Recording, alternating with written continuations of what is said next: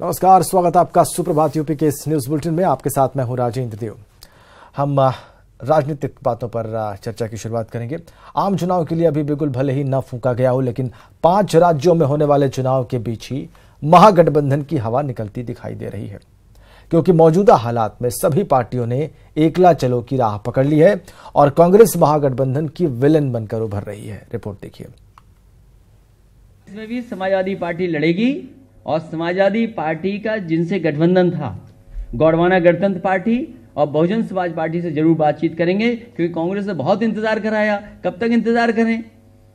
तारीख घोषित होने जा रही हैं, इसलिए अब इंतजार नहीं होता हम लोगों को। इंतहा हो गई इंतजार की।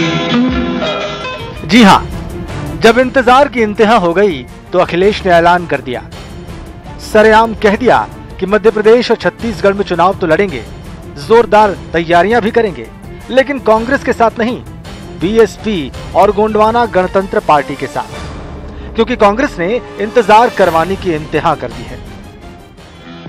इंतहा हो गई इंतजार की। छत्तीसगढ़ में समाजवादी पार्टी का गठबंधन बातचीत गोंडवाना गणतंत्र पार्टी से है, बातचीत चल रही है। हम लोगों ने कई बैठक की है। आने वाले समय में जहां पार्टी का संगठन है और पार्टी जहां संगठन के लोग कहेंगे वहां पार्टी लड़ेगी गोंडवाना गणतंत्र पार्टी से और बहुजन समाज पार्टी से बातचीत करेंगे। एक मध्य प्रदेश में भी यही करेंगे, क्योंकि गोंडवाना पार्टी का अभी जब शहडोल में कार्यक्रम था, मैं गया था, और जब बालाघाट में कार्यक्रम था तो उनके सभी पदाधिकारी आए थे। तो इधर सभाएं चल रही हैं, इधर कार्यक्रम चल रहे हैं, और जो हमारा तय है पार्टी का उसी हिसाब से काम करेंगे हम लोग। महागठबंधन में सबसे पहली गांठ तो तभी पड़ गई थी जब बीएसपी सुप्रीमो मायावती ने कांग्रेस के बगैर ही मध्य प्रदेश और छत्तीसगढ़ में एकला चलो की राह पकड़ ली थी। सीटों का बंटवारा भी हो चुका है, उम्मीदवारों के नाम पर मुहर भी लग चुकी है, लेकिन कांग्रेस कह रही है इंतजार करो। इसलिए अखिलेश ने भी कांग्रेस का हाथ छोड़कर महागठबंधन में एक और गांठ डाल दी है।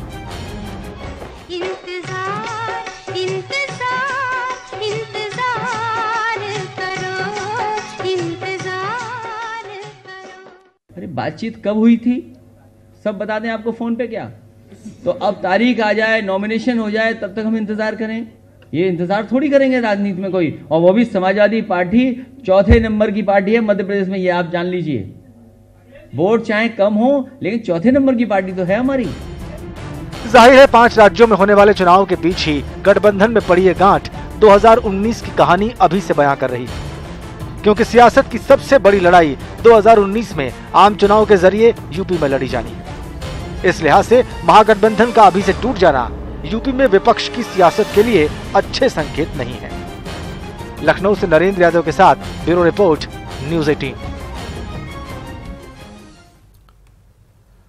इधर बीजेपी लीडरशिप आने वाले समय में राम मंदिर के मुद्दे पर ज्यादा टाल मटोल नहीं कर पाएगी, क्योंकि संत समाज और वीएचपी के बाद पार्टी के सांसद भी मंदिर निर्माण की मांग का स्वर बुलंद कर रहे हैं।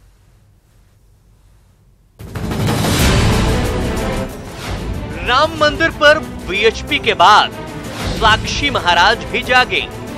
राम मंदिर के मुद्दे से बीजेपी क्यों भागे? लोकसभा चुनाव जैसे जैसे नजदीक आ रहा है, राम मंदिर का मुद्दा गर्माता जा रहा है। राम मंदिर को लेकर वीएचपी की चेतावनी के 24 घंटे बाद अब बीजेपी सांसद साक्षी महाराज ने भी राम मंदिर के लिए कानून बनाने की मांग की है। भारतीय जनता पार्टी भी आज जिस मुकाम पर पहुंची है उसमें देश के साधु संन्यासियों का, राम जी का बहुत बड़ा योगदान है। तो मंदिर का न बनना, तो साधुओं का आक्रोश, नाराज होना स्वाभाविक है। साक्षी महाराज इतने पर ही नहीं रुके, उन्होंने आगाह किया कि राम मंदिर के मुद्दे पर अब देरी बर्दाश्त नहीं की जाएगी। अगर सरकार अध्यादेश नहीं लाई तो साधु संत 6 दिसंबर से अयोध्या में कार सेवा शुरू कर देंगे। कि चाहे सुप्रीम कोर्ट आदेश करे या आपको अध्यादेश लाना पड़े, आप 3 तलाक के लिए अध्यादेश ला सकते हैं, तो अयोध्या के मंदिर के लिए अध्यादेश क्यों नहीं ला सकते? अयोध्या मंदिर के लिए आदेश, और संतों ने अब घोषणा कर दी है कि या तो आदेश करो, नहीं 6 दिसंबर को कार्य सेवा हम शुरू कर देंगे। तो मुझे लगता है मामला बहुत गंभीर है, सरकार को इसमें शीघ्र कोई निर्णय करना ही पड़ेगा। साधु संतों और वीएचपी के बाद अब बीजेपी के सांसद मंदिर को लेकर मुखर हो रहे हैं। साफ है कि बीजेपी अब सुप्रीम कोर्ट के आदेश का बहाना बनाकर राम मंदिर पर ज्यादा टाल मटोल नहीं कर पाएंगे। Bureau report, news 18। और वहीं राम मंदिर पर बीजेपी सांसद ब्रजभूषण शरण सिंह का कहना है कि करोड़ों हिंदुओं की आस्था के प्रतीक है राम, इसलिए अयोध्या में मंदिर जरूर बनेगा।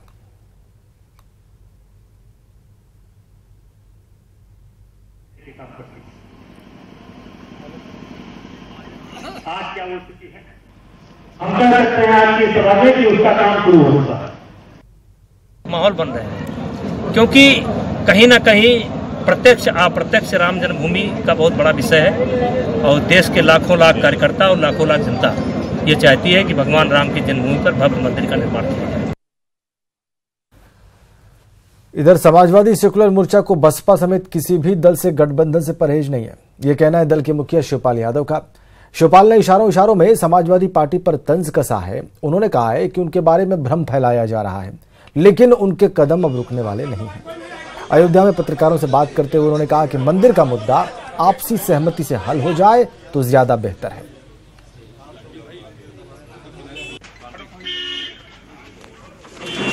देखिए, समय आने पर जो भी हमसे गठबंधन की बात करेगा हम उस पर विचार करेंगे, गंभीरता से विचार करेंगे। जो भी करेगा जो भी करेगा और लेकिन हमारा जो कदम जो बातें कुछ लोग झूठी बातें फैला रहे हैं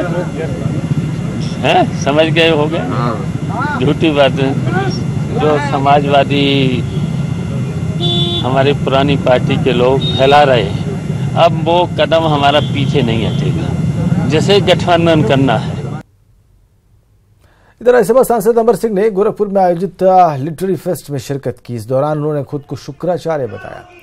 अमर सिंह ने इशारों में समाजवादी पार्टी पर निशाना साधते हुए कहा कि मैं 2 दशक तक राक्षसों के बीच रहा, 2 बार मुझे जूता मारकर बाहर निकाला गया। हालांकि इस दौरान शिवपाल यादव के प्रति उनका स्नेह दिखाई दिया। उन्होंने कहा कि शिवपाल यादव उनके भाई हैं और हमेशा रहेंगे। बीजेपी पर बोलते हुए अमर सिंह ने कहा कि वो 2019 के लिए प्रधानमंत्री मोदी का समर्थन करेंगे।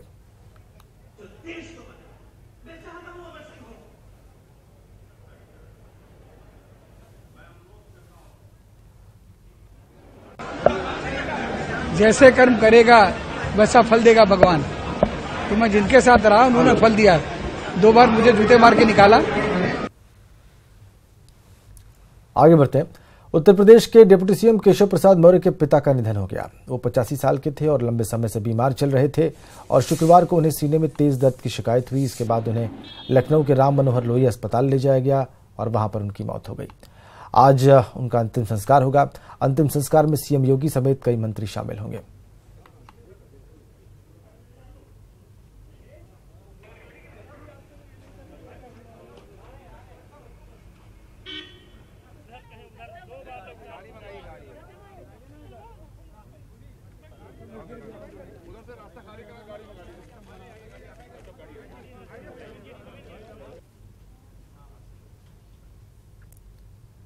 इधर सीएम योगी आज से 2 दिन के दौरे पर बलरामपुर पहुंच रहे हैं। वहां पर सीएम पुलिस लाइन में विकास कार्यों और कानून व्यवस्था की समीक्षा बैठक करेंगे। बैठक के बाद सीएम बीजेपी पदाधिकारियों के साथ संवाद करेंगे और इसके बाद सीएम योगी तुलसीपुर के देवी पाटन मंदिर पहुंचेंगे। वहां पर वो रात्रि विश्राम करेंगे। 8 को आदिशक्ति मां पाटेश्वरी पब्लिक स्कूल में महंत अवैधनाथ की प्रतिमा का अनावरण होगा।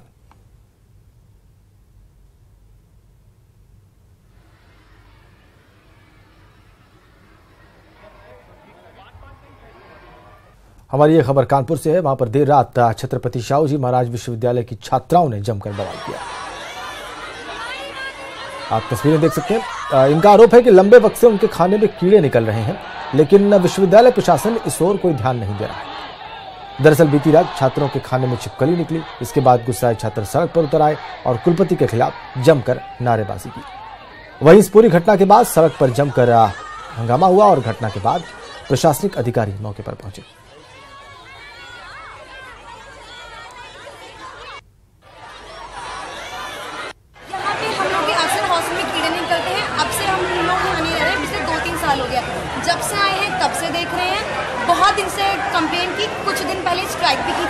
सरदार सर हमारे आए थे, उन्होंने हमें बहुत ही अच्छी शॉटिंग की, हम लोग ने वीडियो भी बनाई थी पर कुछ नहीं हुआ। इधर मैनपुरी में शुक्रवार को एक मोटार के मिलने से सनसनी फैल गई। सूचना पर पुलिस पहुंची। फिलहाल मोटार को कब्जे में लेकर जांच शुरू कर दी गई है। सेना को सूचना दी गई है। मोटार बेबर के कौआ टांडा गांव में तालाब के किनारे तब मिला जब कुछ लड़के मछली का शिकार करने तालाब गए हुए थे। तस्वीरें देखिए आप।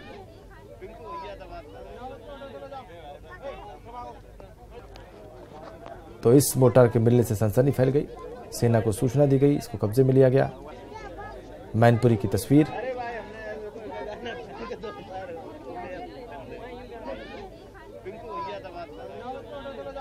तालाब के किनारे ये मोटार मिला और सनसनी आप देख भी सकते हैं वहां पर मौजूद लोगों के चेहरों पर।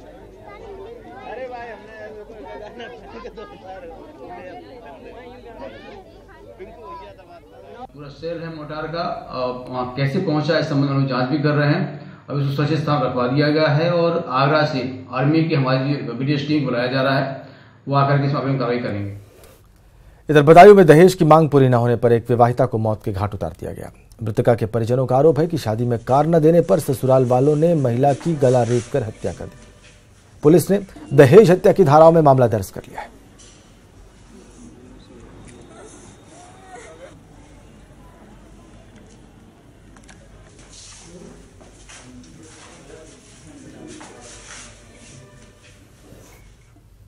इधर मुजफ्फरनगर में देर रात धौलरा रोड पर चेकिंग अभियान के दौरान बाइक पर सवार 2 बदमाशों ने पुलिस पर फायरिंग कर दी।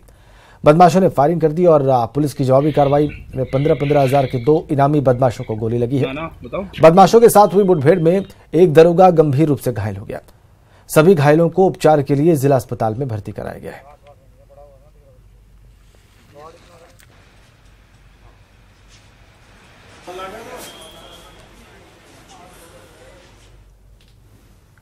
और मथुरा के थाना रिफाइनरी पुलिस चौकी में शिकायत दर्ज कराने आए युवकों पर दबंगों ने हमला बोल दिया। इस हमले में दोनों भाई गंभीर रूप से घायल हो गए। उन्हें इलाज के लिए जिला चिकित्सालय में भर्ती कराया गया है। घायल युवकों ने पुरानी रंजिश में मारपीट का आरोप लगाया। गोवर्धन विधानसभा से बीजेपी विधायक कारिंदा सिंह पर यह आरोप लगाए।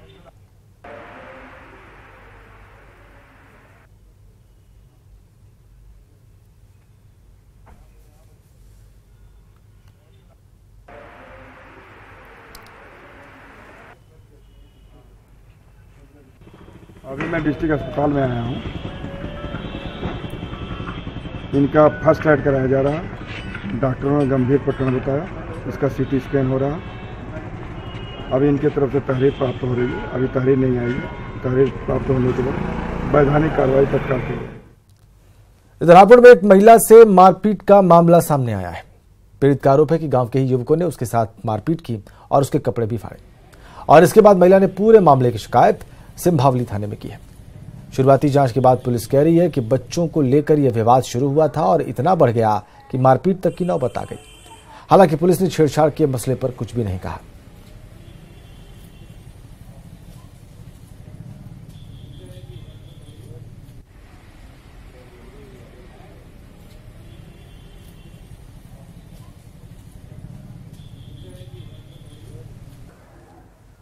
और गंगा को स्वच्छ और अविरल बनाने को लेकर यूपी सरकार पूरी तरह से कमर कस चुकी है। दरअसल सीएम योगी ने कानपुर में गंगा किनारे बसी 400 से ज्यादा चमड़ा टिनरीज को शिफ्ट करने के बाद अब जाजमऊ में कोई भी नए चमड़ा उद्योग के लिए इजाजत नहीं देने की बात कही है।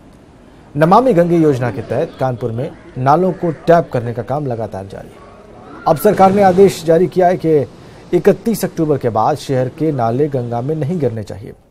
गंदा पानी ट्रीटमेंट प्लांट में ही गिरना चाहिए। और इस फरमान के बाद टेनरी कारोबारियों का कहना है कि अचानक उनका कारोबार कैसे शिफ्ट हो पाएगा। अगर ऐसी कोई व्यवस्था की जाती है तो सर्वप्रथम तो हम लोग धरना प्रदर्शन करेंगे और मुख्यमंत्री से जाकर के मांग करेंगे। अगर हमारी बात नहीं मानी जाएगी हम दिल्ली तक जाएंगे। विश्व के पटल से जाजमऊ का नाम चर्म उद्योग से मिट जाएगा। मुख्यमंत्री जी इस पर आप ध्यान दें। और आगरा कलेक्ट्रेट एक बाबू की घुसखोरी का वीडियो वहां पे वायरल हो रहा है। दावा किया जा रहा है कि वीडियो में दिख रहे इस शख्स का नाम राजेंद्र श्रीवास्तव है और इसने बीजेपी विधायक के बेटे के शस्त्र लाइसेंस रिन्यू के लिए 10,000 रुपए घूस की डिमांड की और रुपए नहीं मिलने पर अभद्र व्यवहार भी किया। इस पूरी घटना को बीजेपी कार्यकर्ता ने कैमरे में कैद कर लिया और इसी वीडियो के आधार पर बीजेपी विधायक ने आरोपी के खिलाफ कार्रवाई की मांग की है।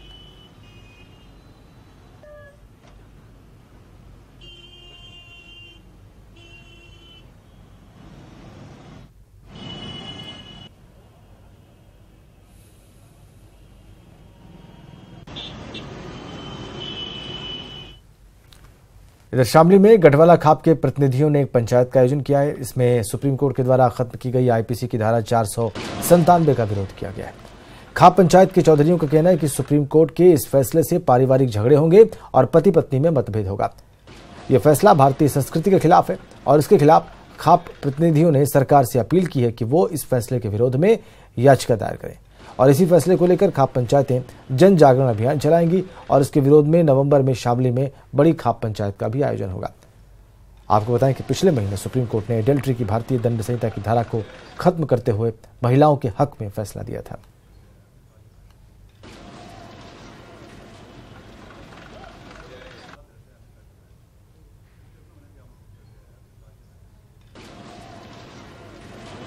ये जो अभी पीछे जो मामला था सुप्रीम कोर्ट का कि विवाहिता स्त्री अगर अपने पति से संतुष्ट नहीं है तो दूसरे पति के साथ भी रह सकती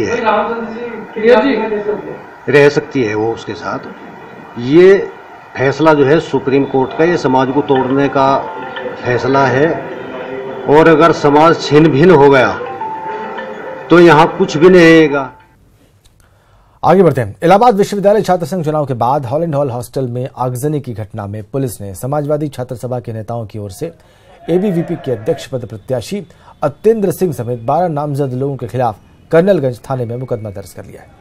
साथ साथ पुलिस ने 3 आरोपियों को गिरफ्तार भी कर लिया है। हालांकि एसएसपी ने गिरफ्तार किए गए छात्र नेताओं के नाम का खुलासा नहीं किया। पुलिस बाकी नामजद आरोपियों को गिरफ्तार करने के प्रयास में जुटी हुई है।